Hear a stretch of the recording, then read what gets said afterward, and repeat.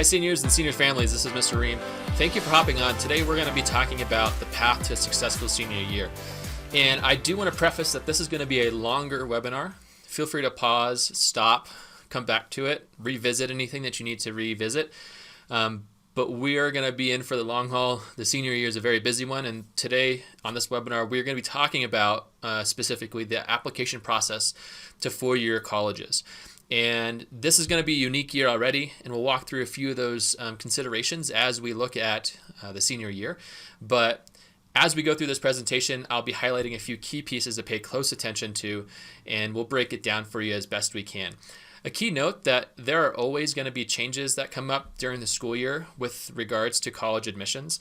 And always, always, always go straight to the source or ask me for more up-to-date information if things come up. The colleges are going to be the last place where you want to find that, or the first place, where you want to find that information. It's important that you are always defaulting to the college website, to the information that the college provides, because different websites that are not straight from the college could be out of date. This presentation very well may be out of date by the time you watch it if things have changed in the world of college admissions. But if I haven't met you as a senior, welcome. If I have, welcome to the senior year, the last and final year of high school, we sure hope. But we're excited that you're going to be with us as we walk through the next couple months of the college admissions process. And really it takes us throughout the end of the school year, but the main push is going to be this fall timeframe. And we will help you guys along the way. Most of you haven't done this before, so we assume that you know little or nothing. And we're going to make sure that you get the information that you need to start making some good decisions, start making some of these applications happen. And we're really excited to do that with you. So I'm looking forward to talking with you about this. And if you have questions that come up in the meantime, throughout this presentation, there'll be information both at the beginning and the end of how to access additional support, as well as we will be having what's called post-secondary planning meetings, or PSP meetings, starting end of September for all of our seniors. And so that's going to be a sit down, likely digitally at this point, to talk about the senior year in particular for your focused child meeting. And so this is going to be general, and then we'll have this PSP meeting, which we will then follow up on. So thank you for hopping on. Again, pause if you need to, use the bathroom, get comfy, because it's going to be a little bit of time as we talk through the world of college admissions. So part of this presentation and what we're going to do today is start with a little bit of the senior year tips and tricks, understand a little bit about some deadlines, and walk through the timeline of what a senior year looks like. We'll definitely spend some time on different resources. We'll talk about different college information, whether it's CSU, UC, private schools, and some important information about their applications, their timeframes, what their requirements are, and just some key pieces that you want to pay close attention to. To get us really started, though, I really want to take a second to be able to talk with you about the senior year at a glance. And this might be kind of small on your screen, especially if you're watching on a phone. So I will provide the PDF of this presentation for all the different information that's available here, but also the information that the links at the end, and there's a bunch of resources that I've included so you can access those. A lot of the tools are also available on our school counseling website, which I'll highlight in just a second. But just to give you a quick overview of what senior year at a glance looks like, starting kind of in August and September, where we are now as of this recording, we are really kind of starting out the year with the main focus is on this academic first semester. All right, we are going to be starting first semester runs until the end of January, middle of January, and then the second semester, just like normal. Okay, right below that you see the post-secondary planning meetings that I mentioned just a second ago. I'm likely going to start information going out very soon with that, and we'll be having those meetings over the course of this fall. I'll probably start hosting those around the third or fourth week of September, and then we'll go until we're done. There are about 104 seniors, and these last about half hour, 45 minutes. And so it'll take us a period of time, and we'll be doing these digitally. And so as we go through this fall, if you have burning questions or really want to make this happen, you might want to hop on earlier rather than later to try to book that appointment. Like I said, those are not available quite yet as of this recording in the early part of September, but third or fourth week of September, we will get those up on the appointment window. Right below that, you see the FAFSA. We'll have a specific webinar just about financial aid, and that financial aid webinar is important for four-year colleges, junior colleges, trade schools. I would argue almost anybody, because a lot of times students might not even be interested in going to school right after high school, and then in a year or two they end up deciding that, hey, I want to go to Sierra College, or I want to go to school, or I take a gap year. this financial aid information doesn't generally change a ton year to year. And so whether or not you go to school right away or you go to school in 4 or 5 years, many times this FAFSA process is very, very important to making that a reality. So keep an eye out for an upcoming webinar just about financial aid in itself. But that does open, the financial aid application does open on October 1st every single year. And so your main goal is to kind of finish that. In California, the deadline is March 2nd, and that's the priority deadline to get you the most amount of aid. There's no penalty necessarily for waiting until that date to get it all submitted, but I would suggest trying to make sure and get it done by the holiday break at the latest. That's just a good kind of target area to make sure that you are eligible for all the aid that's available. Right below that, we'll talk about the CSU and UC application windows. You'll see the CSU application window is actually much larger, and we'll highlight a few of those key differences, and that's really when you can submit an application. So CSU's is October 1st to November 30th, while UC applications can only be submitted during the month of November, and we'll highlight that. Up until kind of this October timeframe, most of the senior timeframe is going to be used for research, and that's very important. We'll hit on that pretty hard, and continuing to do your research this fall because you're going to be making a pretty big decision about what you want to do with regards to college, and some of it's out of your hands, but you want to make sure that you do a strategic process to figure out where the best places that you want to potentially see yourself going to school and living and being a part of the community and things like that.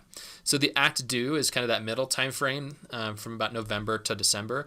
That's going to be generally when you're actually submitting the applications and doing the bulk of the work more typically.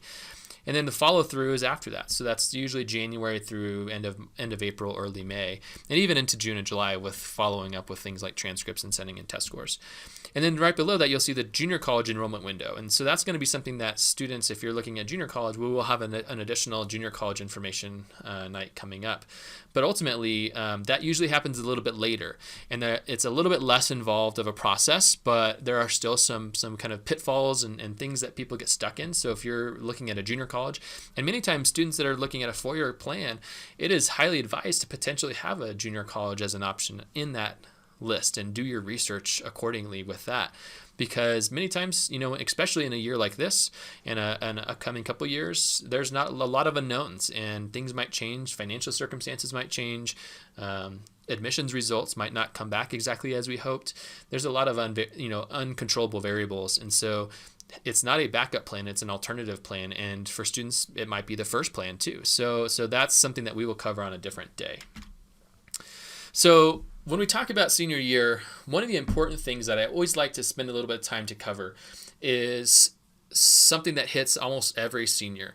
And this being a very odd year, you'll probably hear me say that many times throughout this presentation, but it is really an odd year being 2020. And coming off of quarantine and being digital learning and a lot of the impacts on college admissions and things like that, this is an extra special year, and we're not quite sure exactly what that's going to mean for the course of this year in many ways. But in general, a lot of times what happens is at the bottom you can kind of see that the years over the high school time frame, and the y-axis, the up and down, is really student effort and undertaking. So what are they taking on?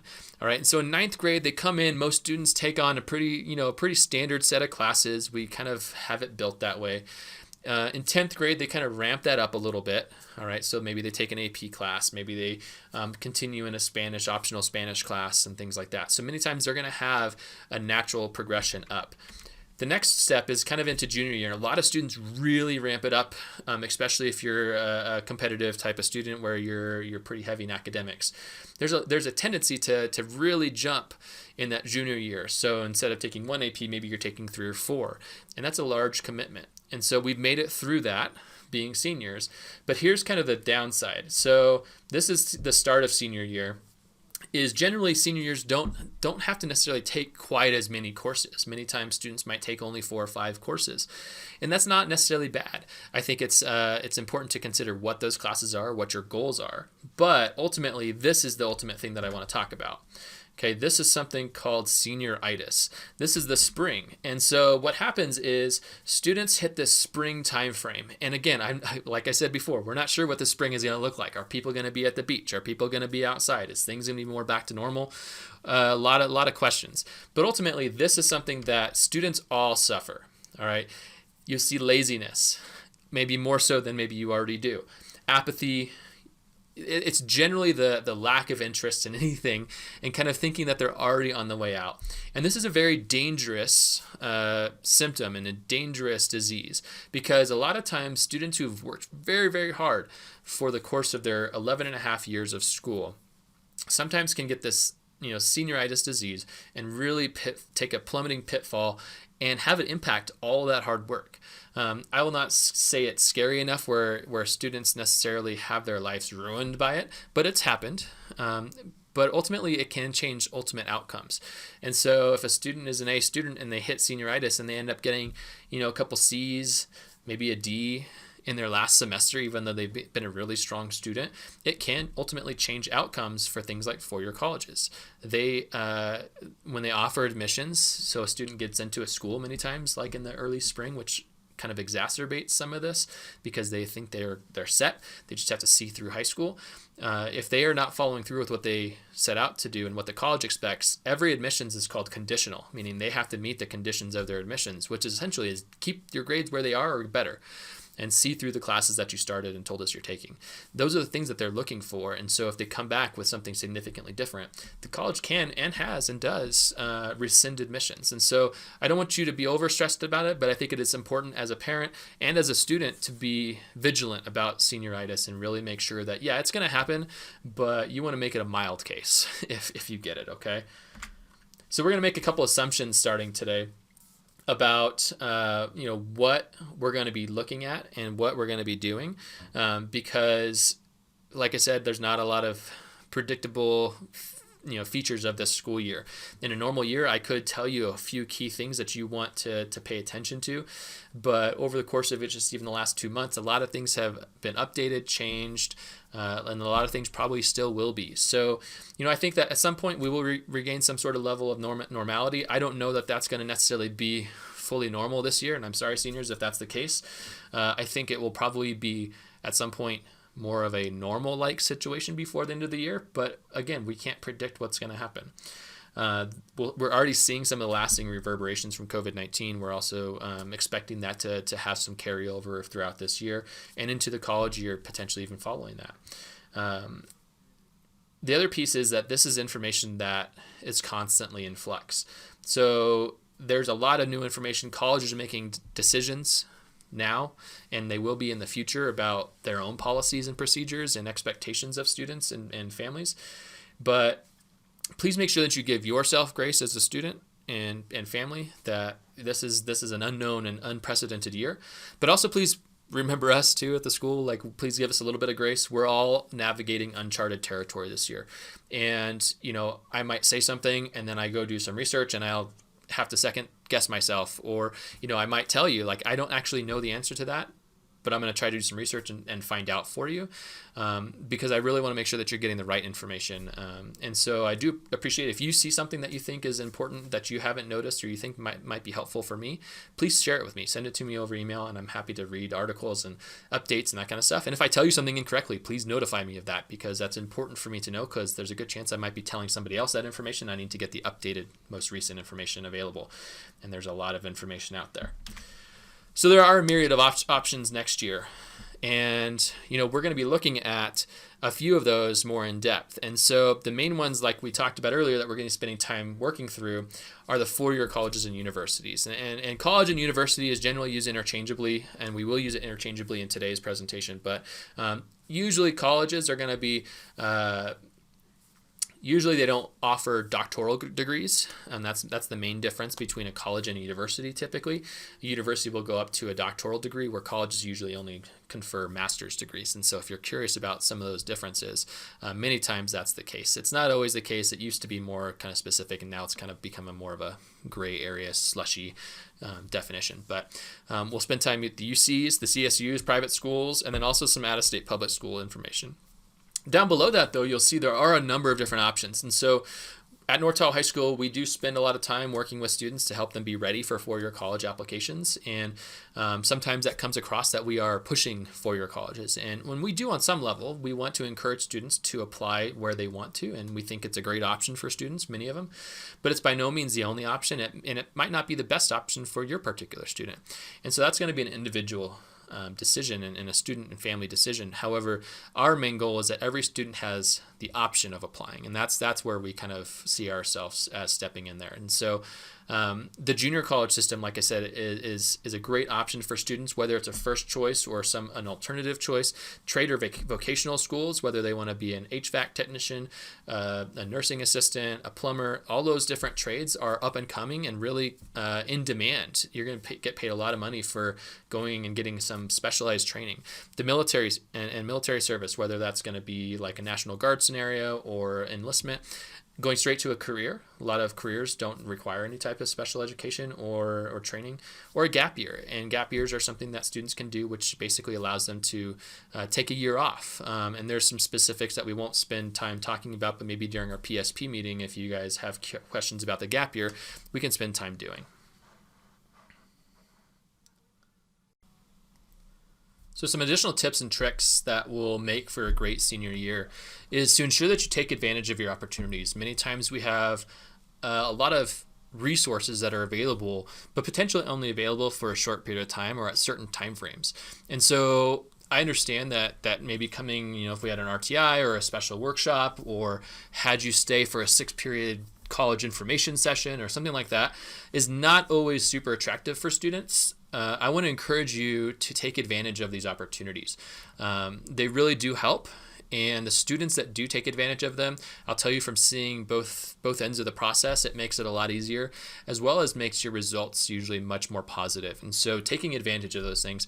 Also explore new things. So this is not something that, a lot of times when I see students make college lists, there's a pretty common theme, and usually at the beginning of the process at least, and sometimes that might be right now for some of you seniors, a lot of the college lists, if I asked you why this college was on this list, you might not be able to tell me. Or you might say it's at the beach or it's in a certain location, and that's a decent starting place, and we'll talk about some different ways to expand on new things. But definitely explore outside of just a few of the small comfort area places. And so you want to be broad and be able to think a little bit outside of the box or the bubble. Stay on top of your work, so that goes back to senioritis, but that counts in the fall as well. So don't get yourself behind. This year is going to be busy, and most likely through this fall you'll probably have less oversight on top, from your school and your teachers in terms of some of the work. And so some of you guys might be great at managing your work, but many of you guys might not, and you're going to have added work with things like applications, research, financial aid, writing essays and such. So I want to make sure that you take the time to stay on top of that. You want to also give thanks, and this is important. So a lot of people will be going out of their way to help you this year. And so many of your teachers, for example, who write letters of recommendation, they're not getting paid for that. That falls outside of their regular day. And there's oftentimes writing many, many letters a year. There are a few teachers that write probably 30 or 40 letters every year for students. And those letters go a really, really, really long way. And so when people do things to help you, make sure that you say thank you.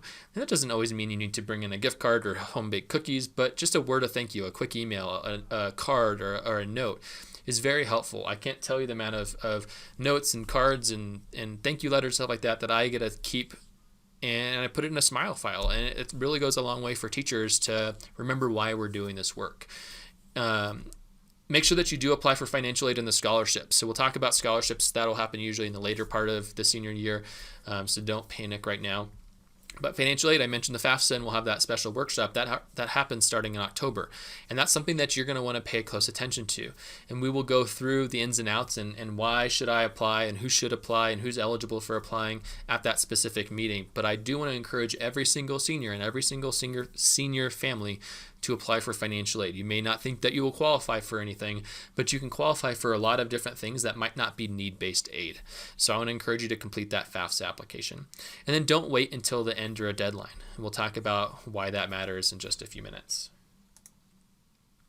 The other piece is all your seniors received email, and it's also in the class grade, your class of 2021 Google Classroom account and on the school's YouTube page, but there's information, a short 5-minute video about your senior profile and why it matters. This is going to be important because you can get started on this now if you haven't already.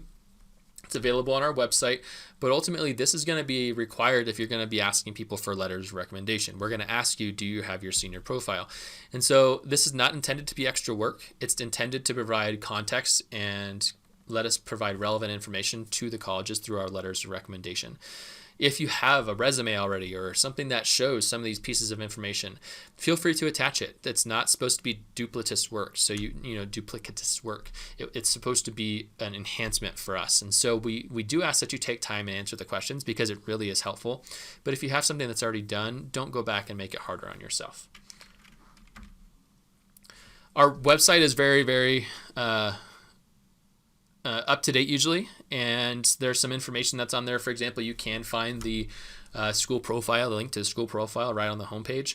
And then up underneath the counseling support area, there's a college and career counseling with a couple sublinks. I would encourage you, now is a good time to explore some of those. There's different things like handbooks. There's different resources that are available. I have a college comparison spreadsheet that you can download. I have a financial aid comparison spreadsheet you can download and type in. It just provides a great way to add details about your college hunt. We show this graph quite a bit, and I think a lot of times, I think the flavor in society is changing some, but I do think that sometimes it's overemphasized that, the more education you get, the more money you make. But I do think there's some value to just quickly showing you what that kind of looks like based on a little bit of dated information. But I would say it's relatively stable, and it's looked like this for many, many years. And so what you'll see is in many kind of generic circumstances, the higher your education level usually receives greater pay, as well as a lower unemployment rate. And so that matters for two reasons. Number one is most people want to get paid more, and then people want to have a job. All right, so you are more marketable many times when you have higher levels of education. That's not to say that every degree program and every college and every job path is the same. Many times people can make more money without going to college. But in general, this is a tool that you can use to really justify a few things with pursuing post-secondary education. That's really the big thing. It doesn't have to be four-year college. It doesn't have to be a pricey private school. Find something that's going to give you additional training, and you're likely going to make more money with a little bit less worry about your job opportunities. Okay, so we are in a high demand for skilled trade. I think we see that time and time again. And that kind of just emphasizes our effort that college is available for all. That's our goal. We want you to be prepared if that's what your choice is, but it might not be your path, and that's okay. We want to support you in that. And so I hope that you don't hear, and likely if you're watching this, you might be considering college already, but we do not want the message to be that everyone needs to go to college. That is not the message. We want to see everybody pursue the path that's going to be right for them. And that depends on your goals, knowing what your goals are. And that's a tough question to ask a 17, 18-year-old student as they're wrapping up high school without having much experience out in the world. But it is something that I really want you to spend some time thinking about and asking questions. All right. So it's more about learning and innovation and knowledge, and not necessarily a college degree or a program that you need to complete. Okay. So because we're going to go through a long and complex process, we're going to spend some time looking at some of these different programs. And, I want to set the tone just a little bit with details about how it's going to make it easy with our different roles. All right, so parents, here's some tips to help you make sure that you are being a supportive member of the team. Remember, we are a team, and so the student is the captain and the main person on that team. They're the person that's going to college. I think there's a lot of vicarious college attendance that's happening in society these days about, when you say as a parent, we got into, that is not true. Your child got into. Okay, so we need to change some of that language. You lessen their accomplishments by attaching yourself to it. You did contribute, and you probably did a really good job, but we want to make sure that this whole process, the focus is on the child, and the responsibility is ultimately on the child, your student. And the student if you're watching this, okay? So the role number one is letting go, all right? So ultimately, I want you to be that cheerleader. Don't be an enabler. You want to separate the nuts and bolts from your different emotions that come up, all right? So this is an emotional time for everybody. Parents are going to be losing, that's not the right word. You're going to be gifting your child to a college potentially at the end of this year. And that's pretty sad sometimes. You feel that's the first time they've probably been away for any significant period of time, and they're going off to be an adult. And that's tough. And it's also frustrating when they're not doing what you want. And there's a lot of different things, okay? So, but separate the nuts and bolts. And that might be where you sit down and you say, okay, we're going to schedule a time to talk specifically about college. Make it a date. Go get ice cream. Whatever you guys want to do. But separate the emotional piece from the nuts and bolts piece. And that scheduled time really allows you to go over the nuts and bolts and compare calendars and set up deadlines and really support on that level. Okay, again, support and do not do. All right. It's not uncommon that every year I see a few parents doing quite a bit of the application and doing quite a bit of the essays and doing quite a bit of the questioning and getting help. And so it's pretty easy to know that on our end, and it's also pretty easy to know that on the college end. It's pretty simple for us to be able to see that. So ultimately, that's the piece that I really think you need to pay close attention to here.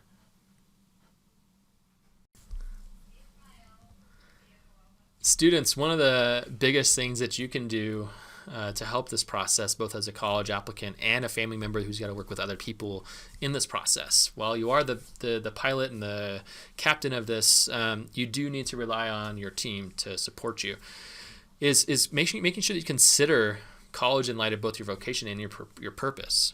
Okay, and not just some of the material considerations, so like how big or small it is and where it's at is probably the biggest one. So the number one place where people want to go after they finish high school here at North Tahoe High School is down to the beach. And that's great. Move to San Diego, move to Santa Barbara, move to the coast. But your college decisions hopefully will have a little bit more meat to that other than just the location. So make sure that you're really doing that research in advance of why should I add this school to my list. And, almost make yourself have a case for that college and see if you can justify it, because a lot of times if it's just one or two things or it's kind of a surface level type thing like location, that can wear off rather quickly, and sometimes you might end up at a school that is not as purposeful for you to be at. The next two kind of go hand in hand, staying organized and staying on top of deadlines. And so those are key. There's going to be a lot of juggling pieces, especially in this fall timeframe. And so keeping organized, like keeping track of where your applications live, your login information, what you've got done, and both the time frames as well. So like what you need to do when, so when are deadlines. If you don't use a Google Calendar, this would be a great year to start doing that. It's very helpful on that, which I'll show you in just a minute. I do have there's a spreadsheet that's on the counseling website, which is on the college process page of that resources tab that I showed you. The link has a spreadsheet which lets you list all of your schools, and it almost is like a scavenger hunt, and it has you go through and pick out all the key details, like when is the deadline, where do you apply, how big are they, and so on and so forth. Okay, that calendar is going to be super, super helpful. You also want to apply broadly, okay, but you want to also limit that application to a reasonable number, okay? I say maximum, and I don't necessarily mean maximum. You can apply to 12 schools if you really want to apply to 12 schools, and no one's going to shame you for that.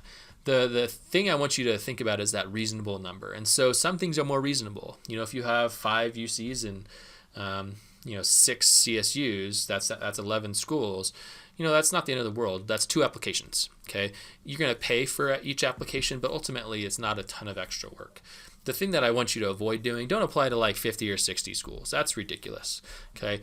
But you want to make sure that you're applying broadly enough where, 1 or 2 schools can sometimes limit your options and maybe cut out options completely if you don't get in. So you want to kind of use the statistics to stay on your side. You want to apply broadly enough where you have several options and choices, but reasonable enough where it's not going to bankrupt you or provide a lot of extra work for little return on that investment of time and energy. So this is probably a very common graphic that you would see in books or presentations, but it's pretty much the generic what should my application list look like. And so I'll give you a second just to look at that. But ultimately, if we broke it down into 3 different categories, we want basically the majority of your application list to kind of fall in this middle spot, this meet or fit. All right, and this is going to be what the schools that you're pretty interested in, and you also kind of meet many of their requirements. And so it's kind of in this job interview phase, the job that you are really attracted to, but also the job that you're probably best qualified for. Right? You bring the most qualifications, meaning you're most likely to get in, and it's probably going to be a good fit. Okay, you're going to want the vast majority of those applications to fall there. The far left side of the screen is the expected or likely category, and those are going to be, potentially you're maybe even a little overqualified for some of these schools. And it's something that you just want to consider that, yes, it would be great. A lot of times people might use the word safety. I don't like the word safety. Nothing is safe, but you're going to be probably a pretty strong applicant. Or the schools accept many students. So they're kind of in the 80, 90th percent acceptance rate. That percentage of accepted students does not equate to the quality of the school or the quality of education. Many times it's equated to things like popularity, location. All right, sports teams, how aware of the school are people? And so many times you might find a great school, and sometimes people will make it feel less because it's a high acceptance rate. And so that doesn't mean anything really. The far right is going to be your reach schools, and that's going to be schools that maybe you really want to try and you want to apply to, but maybe you're not meeting quite their expectations or their standard or average level of an applicant. Maybe very few students are. Maybe they've got a 4% acceptance rate. Doesn't mean you shouldn't apply, but it should mean that it shouldn't make up the vast majority of your application list. And so you want to, if you have some of those, you can add more or less, but you don't have to apply to reach school at all. But if you did, try again. You want to kind of make sure that it's a broad range, and some of these numbers can shift into the other categories. So if you applied to one reach, you might want to add another one to the meet or the likely category as well. At the bottom, you see they're all first choice schools, and that's an important notion because as much as you might have a hierarchy of your preference of where you go, all of the schools that you apply to should be a first choice school because you might not know where you're going to get in, all right? And you might apply to 10 schools and get into one.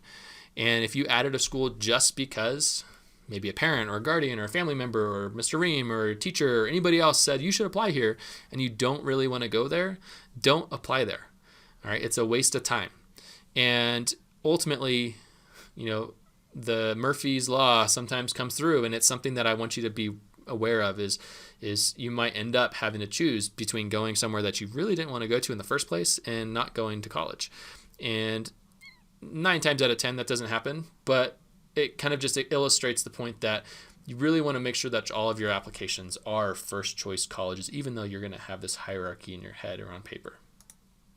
A couple other elements of fit, and this is going back to our junior pre-summer session a little bit, and hopefully you've kind of thought a little bit about this already, but it never hurts to continue the research process. Just because you have a list and it's the start of senior year doesn't mean that that's maybe a final list or needs to be a final list yet.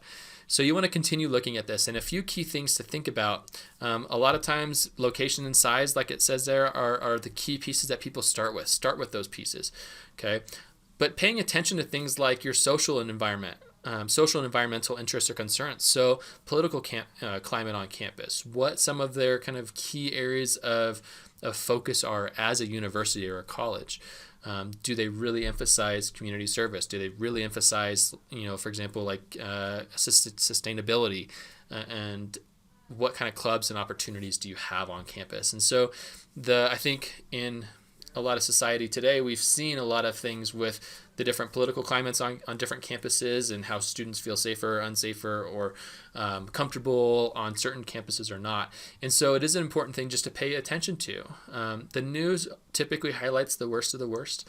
And so a lot of times I want you to take it with a grain of salt, but it's not to be ignored. So there's a lot of places where you can research some of these things like Naviance and different websites, which are some of these at the end of the presentation here.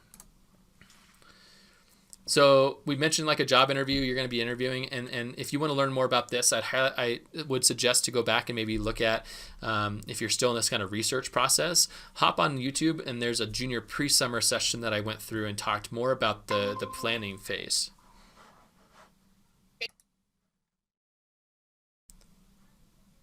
So let's take a minute and talk about testing.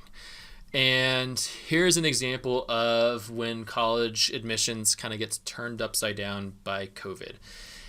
And this is one area that will be in flux for a while. And this is going to be something that also has those lasting ramifications. And so what we're going to be talking about is primarily focused on our seniors this year. Many colleges have provided more than just 1 year of what they're doing with regards to things like testing, but many colleges have not, and they are going 1 year at a time, and who knows when they'll announce. So if you have a younger student, this might not apply. But for our current seniors, I'm going to try to provide some information as we go through about some of the different policies and expectations that the colleges have of students.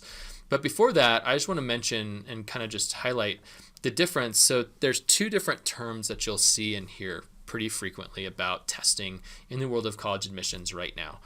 And so one of them is called test optional.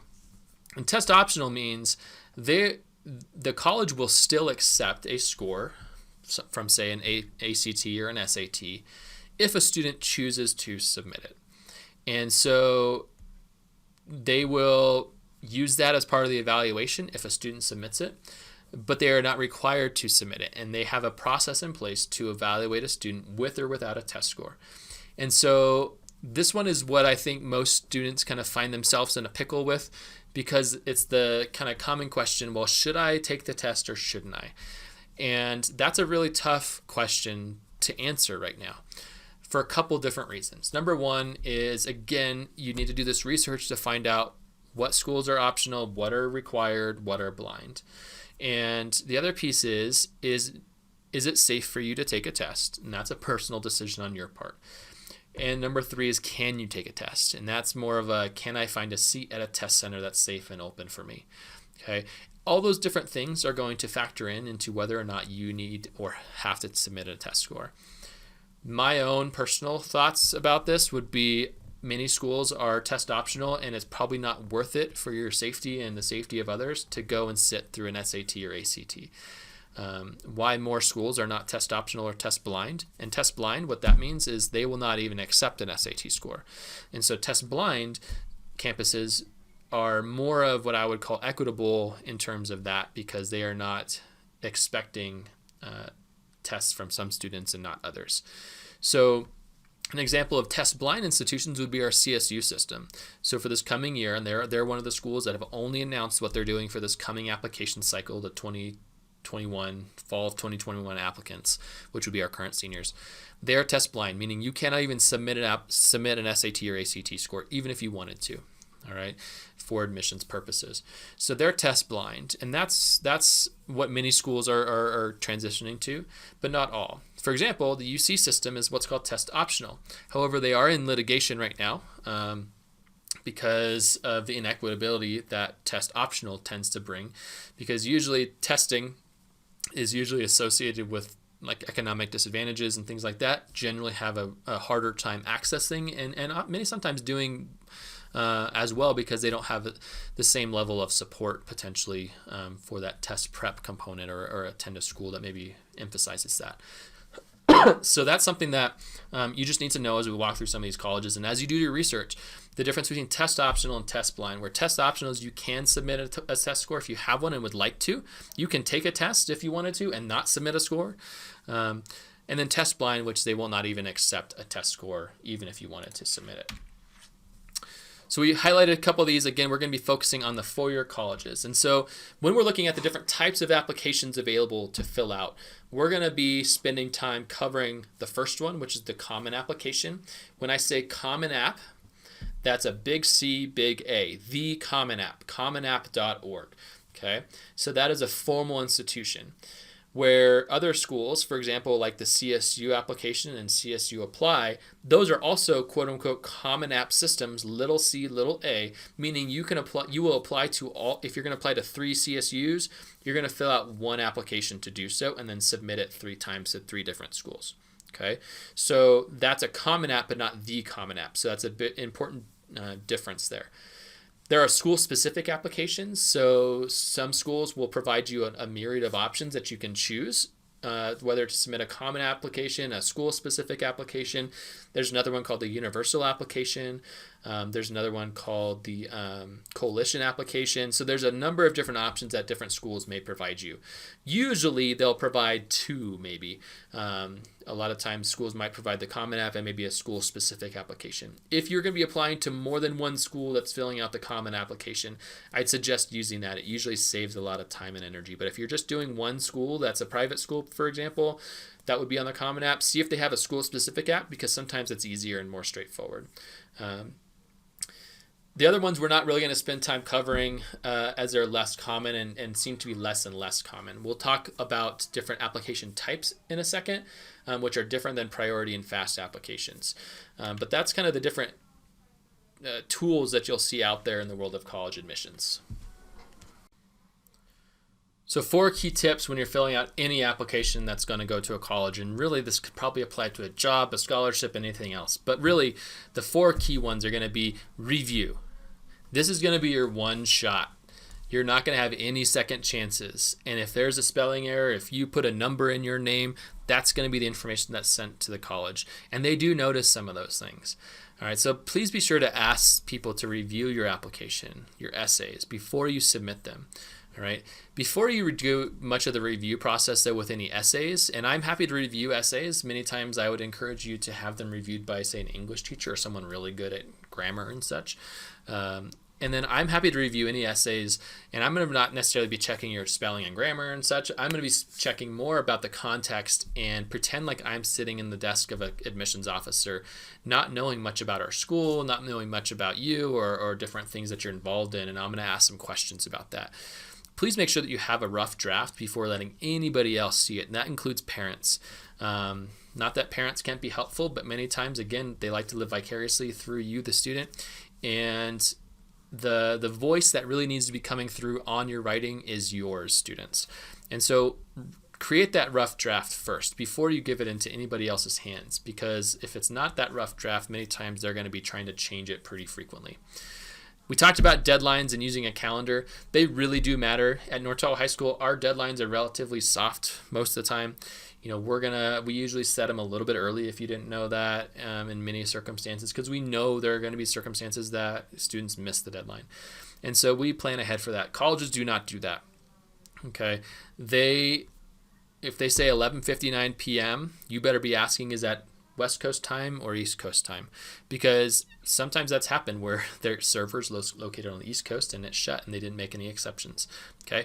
You also want to make sure that you're planning ahead early because, and this has happened as well, servers die, servers go down, internet crashes. A lot of people wait to the last minute, and if everyone's trying to submit at the same time, sometimes the resources of that server can't handle it. So my suggestion is try to plan 2 or 3 days in advance at the best, because that'll make sure that you have plenty of time to solve any problems that might come up, and then you have time to get that in before the deadline, and that, again, those deadlines are solid. Be honest, okay, and that includes financial aid applications.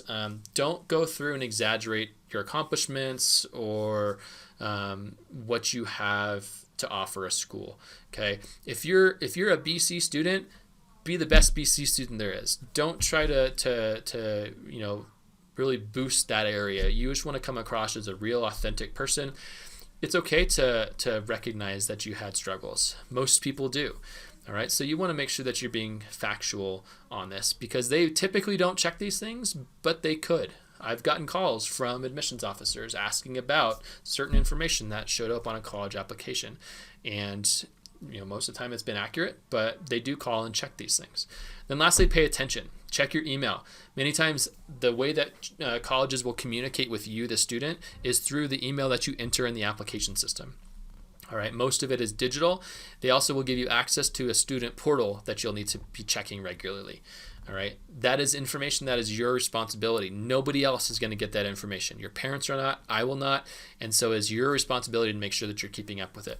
Some people have even gone just as far as creating a separate email just for college applications so that they can keep track and know, especially if you get like 500 spam emails a day, it might not be a bad idea.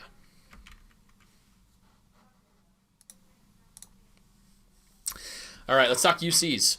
So the UCs are a fairly large institution and pretty prominent in California, and most of you guys probably know of the UC system. their application is somewhat unique in that the application has actually been open since August 1st this year. And so students can log in, create, and get all the way through the application technically on August 1st if they really, really wanted to. Most don't, but they could. However, they can get all the way through when they hit submit and pay, but they can't do that until November 1st. So the submission window is actually November 1st through the 30th, even though they can work on it and get it all the way done in advance if they wished. All right, online only, so you must apply online. And there's one application, again, little c, little a, common application for all 9 of the different campuses. There is a per campus application fee. So if you're going to apply to 2 campuses, I believe that the fee is still $70. I have to double check that actually, so hold me to that. But the fee is per campus. So if it was $70 still, that would be $140 if you applied to 2 UCs. All right, so it does add up over your applications. You can apply for a fee waiver. That's done automatically by when you enter your financial information on the application itself. All right, and that will waive up to 4 school application fees. You can also learn more about the different information and the requirements for each location on this link here. And then the test scores, and this is where I go back to the test optional or test blind. UCs are currently test optional. And so if you are submitting tests to the institutions, one test score, so you only need to order one test score to one UCs, and the other campuses, if you apply to multiple UCs, will get access to that same test score. All right, you are not going to be able to choose to be test optional at individual institutions. You will only be able to be test optional across the system. Okay, so if you if you send in a test score, it's going to go to all of your UC applications. Okay, so that's a very important thing to know. But you only need to order one because that's $11 or $14 a pop. So just send it to one, and the others will gain access. Here's a couple of stats for the fall of 2020 with a couple asterisks. The fall of 2020 was a wonky year. All right, lots of things happened, and a lot of things changed. Believe it or not, we actually saw an increase in percentages of admit rates.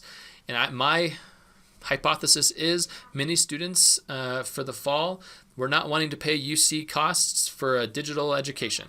And so many students probably either went to a different school, potentially changed their plans, maybe they attended a junior college.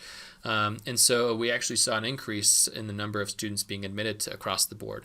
That is not normal. Almost every year that admissions percentage has decreased, and so that's an odd year.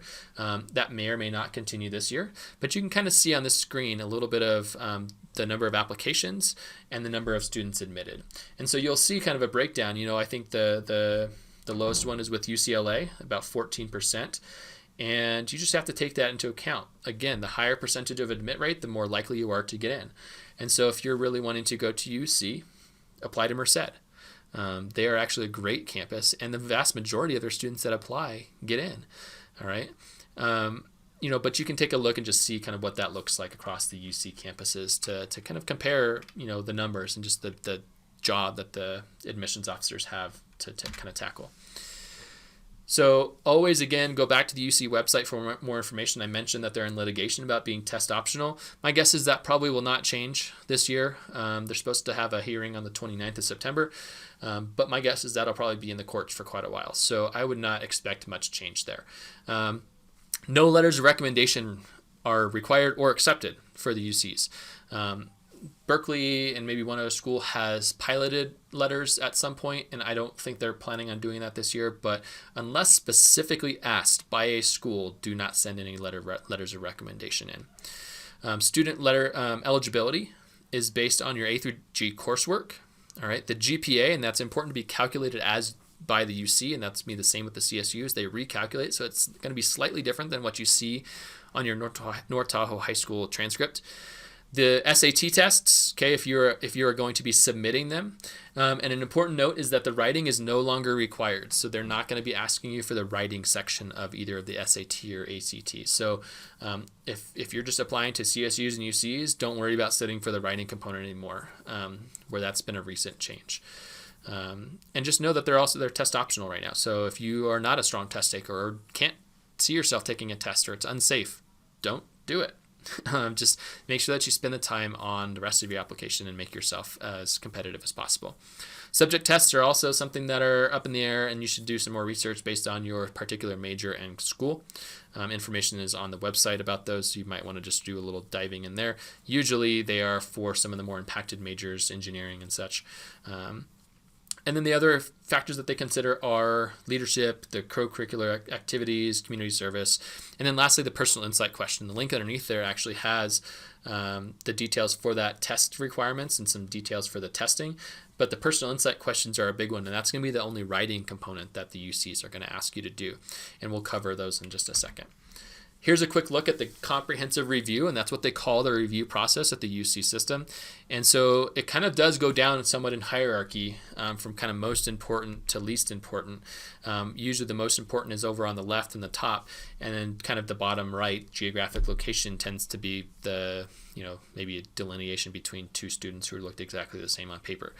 And so I did put a couple asterisks on there, test scores, and then ELC. So ELC is something that the UCs apparently are somehow still going to be doing, but we are not submitting anything to them, which we usually have in the past submitted the top 11%, I want to say, which they then whittle down to the 9% of individual campuses. And that's basically just gives you an extra thing that they can look at. It used to be much, I think, more influential, but now it's not as much. And so the schools have a way apparently of figuring that out. And so if you're curious about ELC, I don't have that many answers for you this year because they're not doing it with the high school participation anymore. So feel free to reach out to UC Systems if you have questions about ELC. But you can just see all the different things that they're looking at. And then here's the information on the personal insight questions. So you'll have 8 different questions to choose from, and you have to pick 4 of the 8. All right. And then each of those 4 questions has a total maximum, so 4 times 350. So 350 words per question. There is no benefit of picking one question or the other. What you need to focus on is what best reflects your experiences and reflects your individual circumstances. And so a lot of times with writing, if you're given a choice of a number of different prompts, what I usually suggest students do is you're required to pick 4, pick 5 or 6 of them and write 5 or 6, okay, of the 8. And then pick your best 4, the 4 that you feel like are the best representative of who you are. Because a lot of times your first one might feel good, and then you'll write an extra one, and after you've written 3 or 4 of them, it might actually pop to the top, and you might not have submitted it in the first place. But if you take the time to write that 5th one, it's highly suggested because it's usually some of the better writing is what we see. I'm just going to leave this up here, and you can pause this this screen on YouTube if you want to read through these. I'm not going to read through the personal insight questions. It's also available on this link that's on the screen, or if you just Google UC personal insight questions. They've been the same for a couple years, and so you can read through them. And again, you're going to pick 4 of these 8 options. So feel free to pause if you want to read through them. So a lot of times we see students getting stuck filling out the application. And there's a couple of resources that I want to just highlight when you're coming up against these questions about an application. First things first is reread the instruction and then read them again.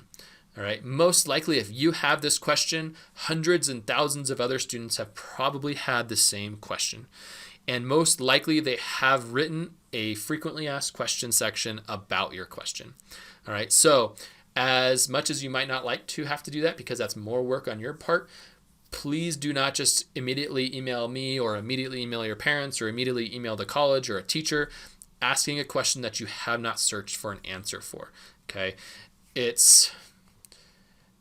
We will not tell you not to email us, but it really does make us be more effective when we are able to help with questions that are not pretty easily found on a Google search.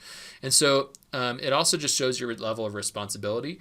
And so please just make sure that you're reading and following the instructions. Some of the instructions are very confusing, and we're definitely happy to clarify any instructions. But please do make sure that you've read them and kind of done a little due diligence before you kind of just reach out because you kind of got stuck and didn't bother looking. Okay, so do that.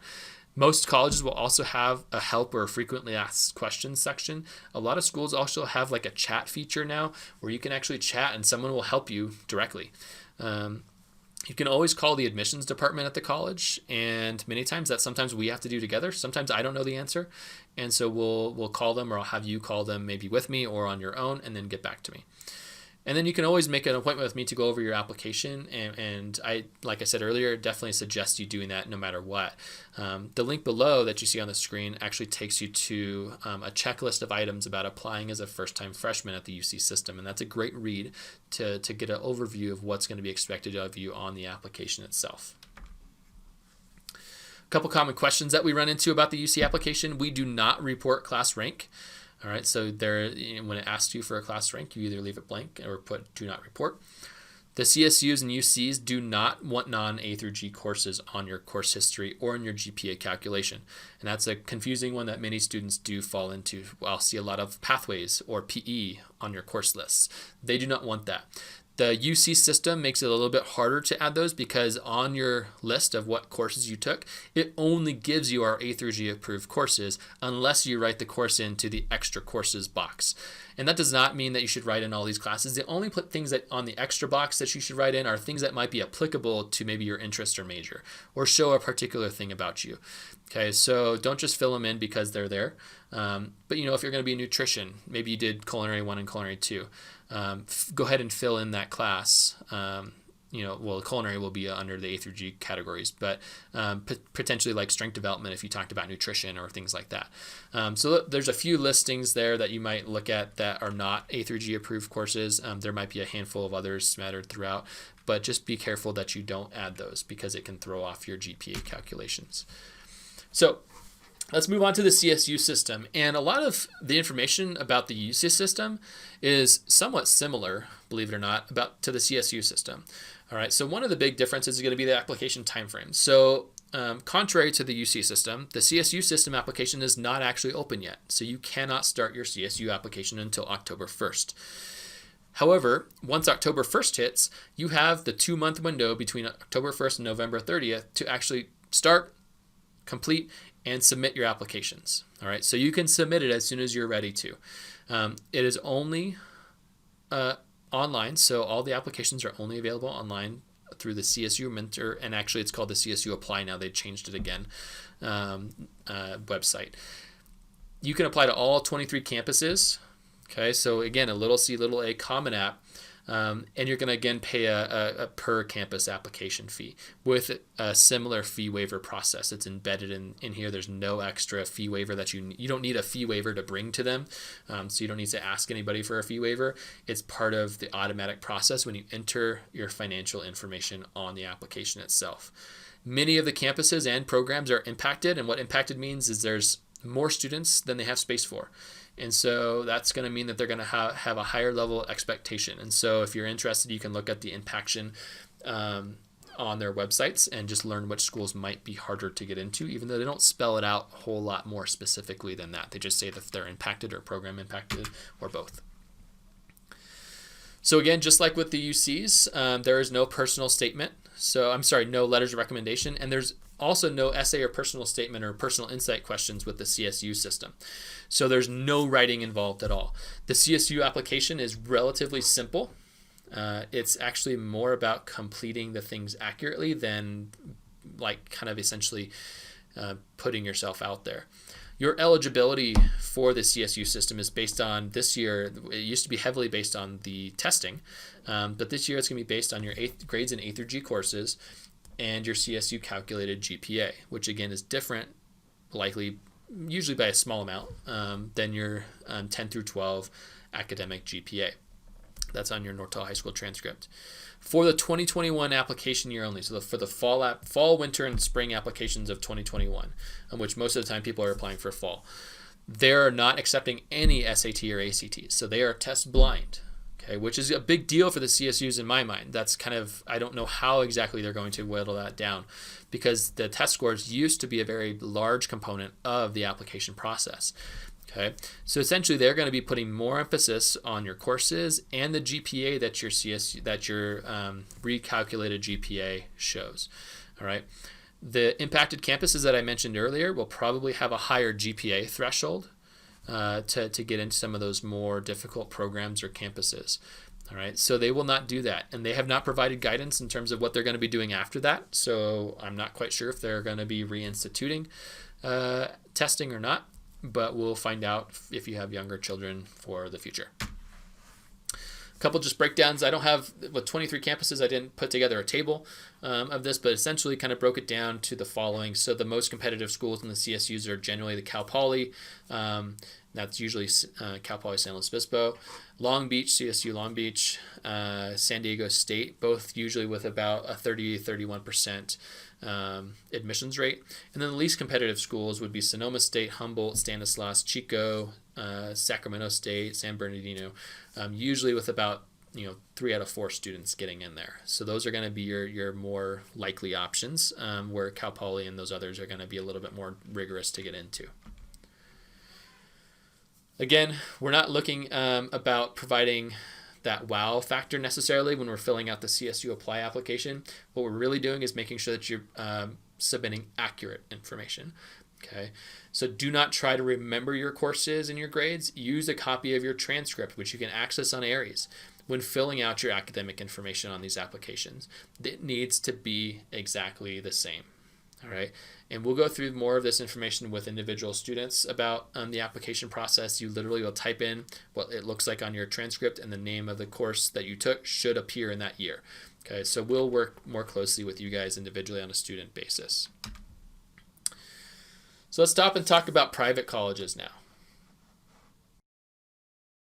So private colleges are a little bit more complicated than our 2 state institutions, primarily because of the vast differences between many of them, and just also how many there are. There are thousands of private colleges around the country and many internationally. And so a lot of this information will be relatively vague with a few pretty simple guides to keep in mind, but the deadlines vary drastically. So with the colleges, you're definitely going to want to call or go into their website to keep up-to-date information on their deadlines. Deadlines also vary by decision type, which in the next slide I'll talk you through. There's a listing here, but we'll go through and spell it out a little bit more.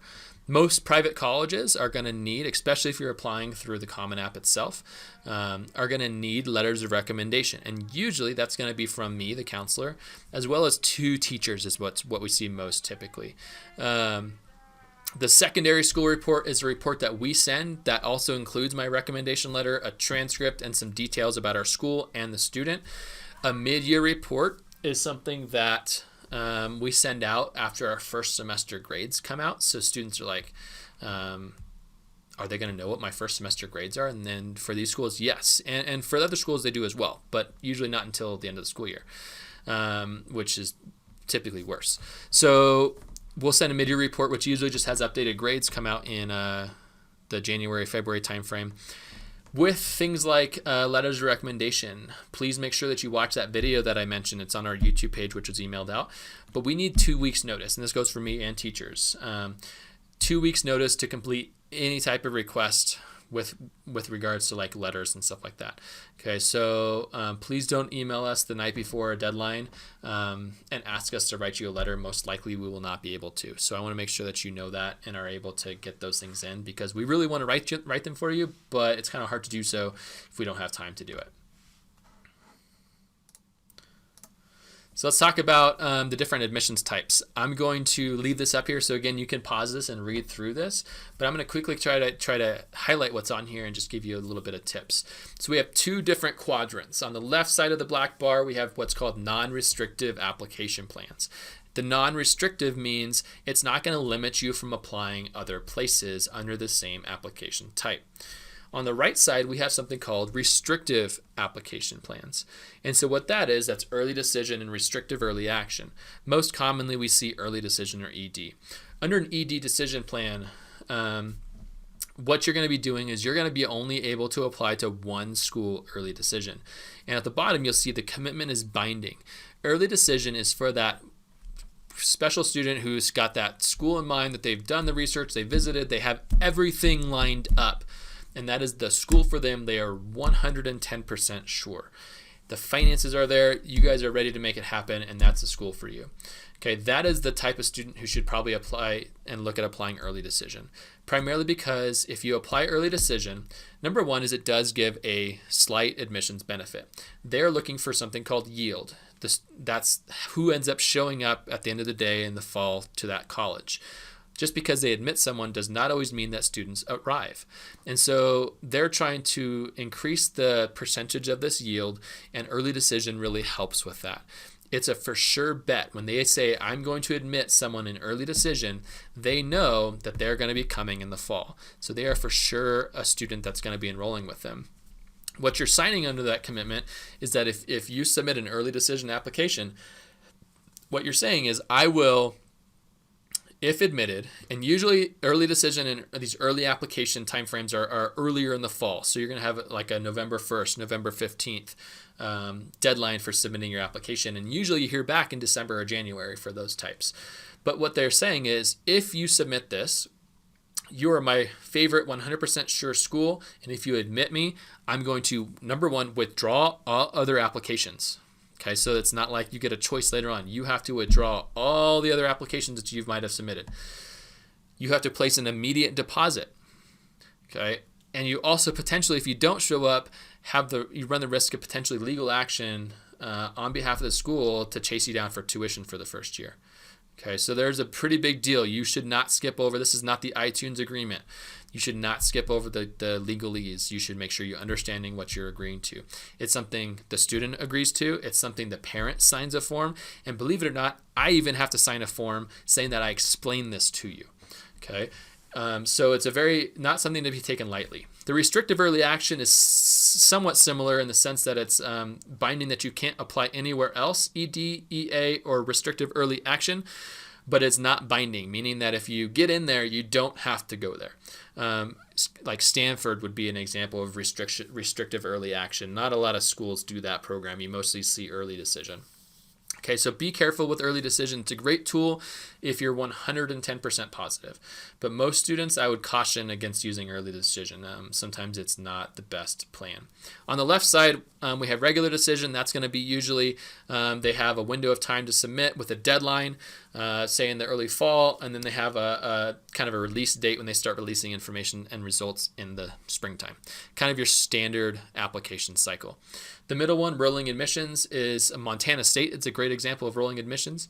They have a broader window of applications. So they might have the application opens on September 1st and closes on May 1st. And basically what they do is they process and give spots based on when an application is in. So many times rolling admission schools are pretty quick to come back and tell you that you're accepted or not. And so for like Montana State, for example, it's not uncommon that we see a week or two turnaround time between when you submit an application and when you have an acceptance notice potentially. So that's rolling admissions, and so you can continue to apply over the course of the year.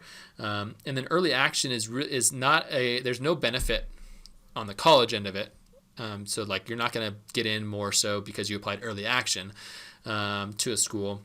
It's more so that you can maybe potentially find out a little earlier, and maybe you want to just get the college application process over and submitted. And so you can actually find out your decision earlier, and it's something just to consider. There's a lot of different camps with the idea of early action.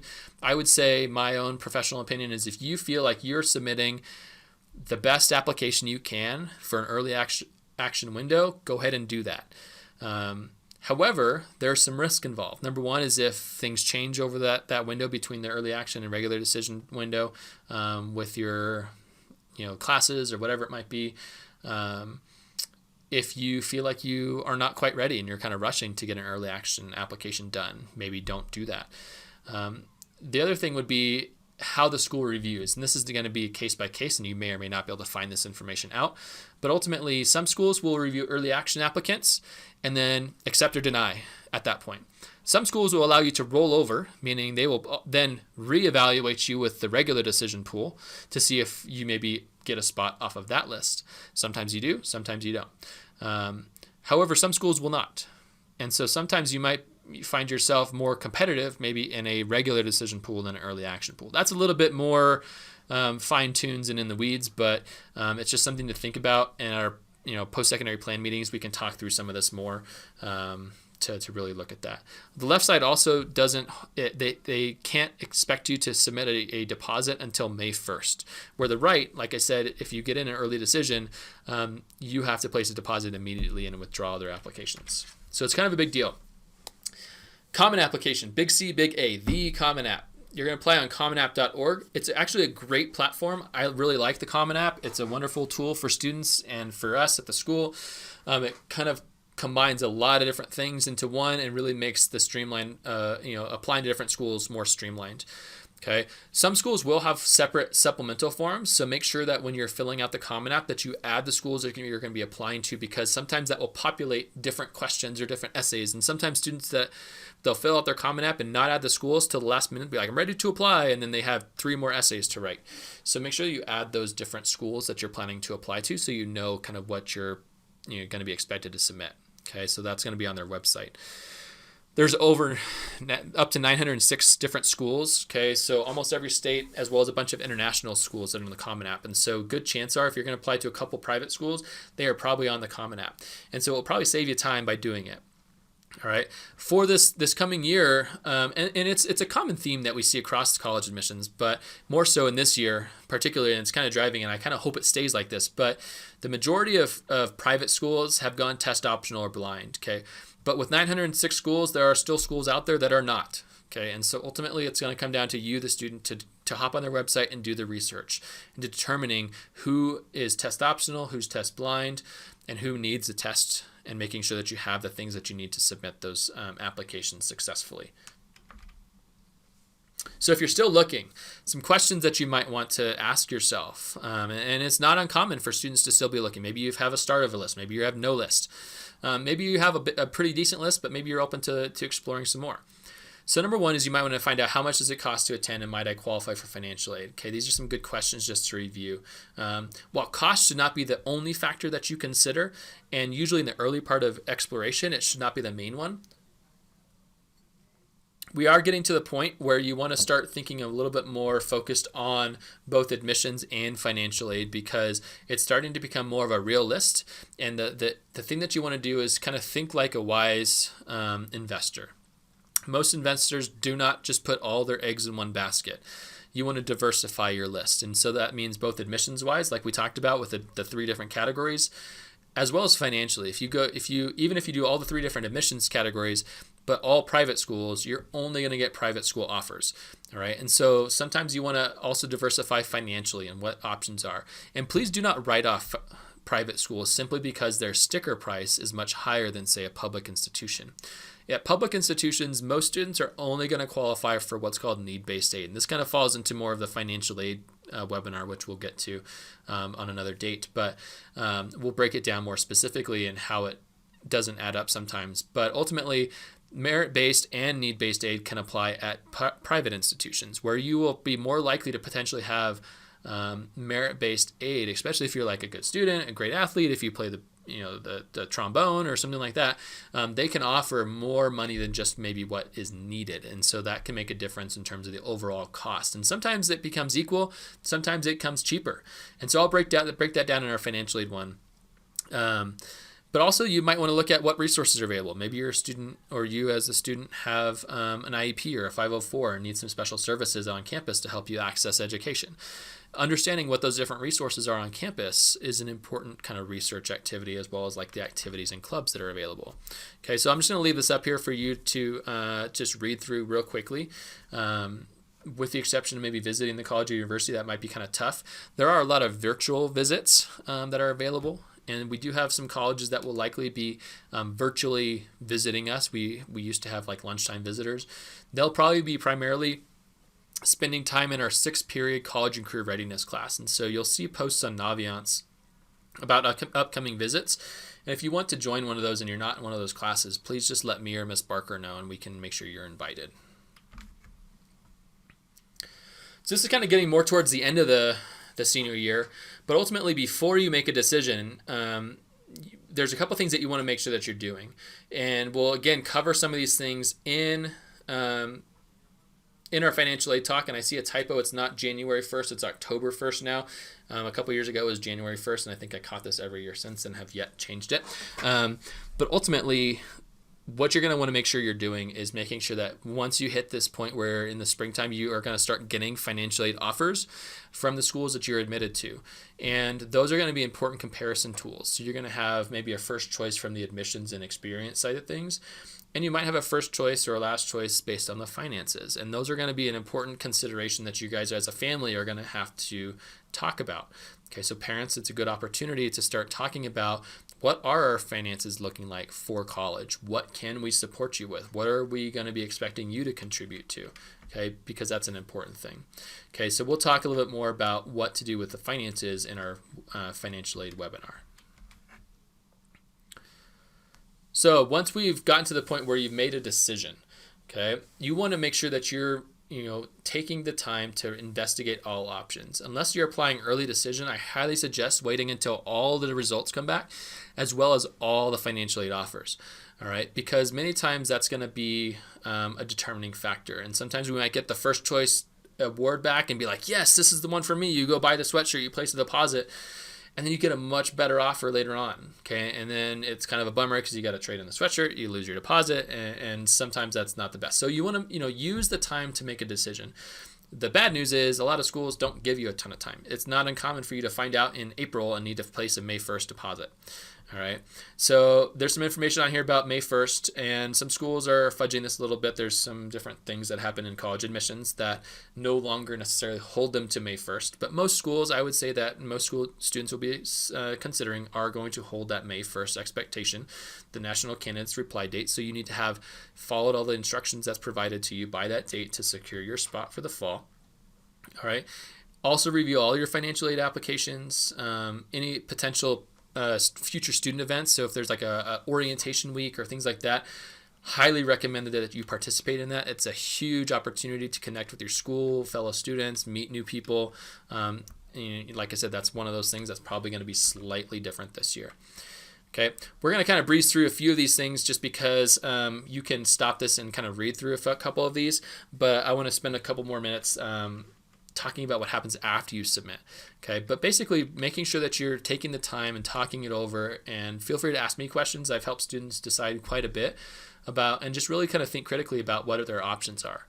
All right, so what happens after you hit a submit? Okay, so you turn in your application, you pay the money, you hit submit, and then it seems to go off into the nether sphere for a long time, and then eventually come back with this magical decision of yes or no, or wait.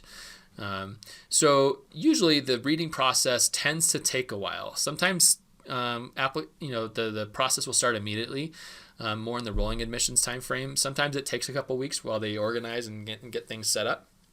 But usually for most institutions, the reading period takes several months. As you saw on the UC applications, with UCLA alone, there's over 108,000 applicants. All right, and they hire a lot of readers, and most of the time applications receive 2 to 3 different separate reads.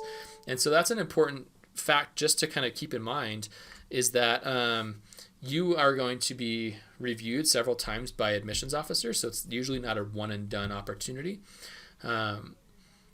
The other thing that will come up as you're going through and waiting for this reading process to complete is you could be potentially asked to submit other items, either as part of the application process. They might say, okay, now send in your transcripts, but they might wait and they say that later.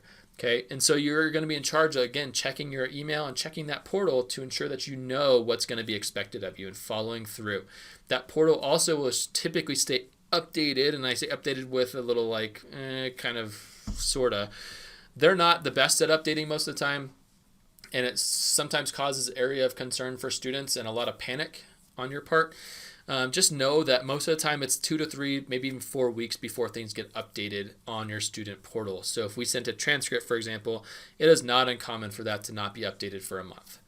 All right, so just keep that in mind. But if you have any questions, feel free to ask about any of these items to make sure that they are accomplished. Around mid-spring, the admissions results start to roll in, and so anywhere from, like I said, December for some schools through mid-April for other schools. Many of the UCs, it's very end of March, maybe even first week of April, that they'll send out results. Usually those are going to be in the form of an email or a portal. So they'll usually send you a little email saying, please log into your portal to view your application results. You'll log in. They might have a little cute video. Not usually if you're denied, but if you're accepted, sometimes they have a little cutesy thing for you to go look at. Okay. But then you'll start collecting some of those different results. Shortly following that, usually 2 to 4 weeks after your admissions notice, you'll typically, if everything's in, like your FAFSA and all those different pieces are in, you'll typically get a financial aid award letter, and we'll cover that again in our financial aid session, and what that looks like and what that means. But that's going to be following. You will not get a financial aid letter without an admissions letter, okay, without an admissions result. You're going to gather all those different pieces of information and then create a comparison. And this is where you sometimes need to prioritize. And again, your first choice where you want to go might not be the first choice academic or financial one, and you might have to shuffle. All right. We talked about May 1st is that deposit deadline. And then ultimately, some students might end up on a wait list. Okay. And so what that means is sometimes schools are not quite sure if they're able to admit you yet. Again, they're looking for this item called yield. How many students are going to show up? If they over-enroll, they're in trouble because they don't have beds or spots in a classroom. If they under-enroll, they're in trouble because they can't pay the bills. All right. And so their goal and their whole process is guided by data. It's guided by historical data, predictions, a lot of like analytics and numbers. So it's a very scientific process actually, and it's very exact for the most part. Okay, but there are some areas that they can't predict, and one of those is where students decide they want to go. So this process from taking someone who is admitted to someone who's going to show up is sometimes not super clear. And so they use these things called wait lists. Just like we use a wait list for classes here, when classes are full, we don't just say, nope, you didn't get in, because we know kids change their mind. Maybe they want to drop a class. And so we put you on a wait list with the hopes that someone who who did get in the first place doesn't want that class, and maybe we'll move on to something different. And then we can offer you a spot off that wait list. The same thing happens with colleges. Wait lists are something that are kind of cruel sometimes, and sometimes unusual punishment, because the vast majority of wait lists don't always result in you getting off of them. Okay. Essentially, with a wait list, if you want to at all a shot to do that and get into that school that maybe waitlisted you, you should definitely get on the wait list. That's the first step to potentially having that as an option. But typically, wait list should always be viewed as a denial. All right, you should always plan on attending somewhere else, working through that process with another school, knowing that usually kind of in May, like late May, mid-June, even into July, a school may come back and offer you a spot off the wait list. And while that's awesome, you'll probably eat a deposit at the other school that you're looking at, and you'll probably have to make some pretty short notice changes in terms of what you're doing. But that's kind of the price you pay to potentially have that as an option. But most of the time, I highly suggest looking at that as a denial, and here's why. So different schools have different processes, and this is from probably, I think, 2 years ago, 2018 or so. But the number of students that were put on a wait list, and then how many were off. And so different schools have some different processes with that, and you'll see some have more that come off and some less. For example, Berkeley had about a quarter of the wait list come off, okay, which I don't think their wait list was too long, because they don't usually offer that many people a wait list. But for example, UCLA, almost none came off of a wait list. At UCSB, UC Santa Barbara, 4,800 people were accepted onto the wait list, and 8 were taken off of it.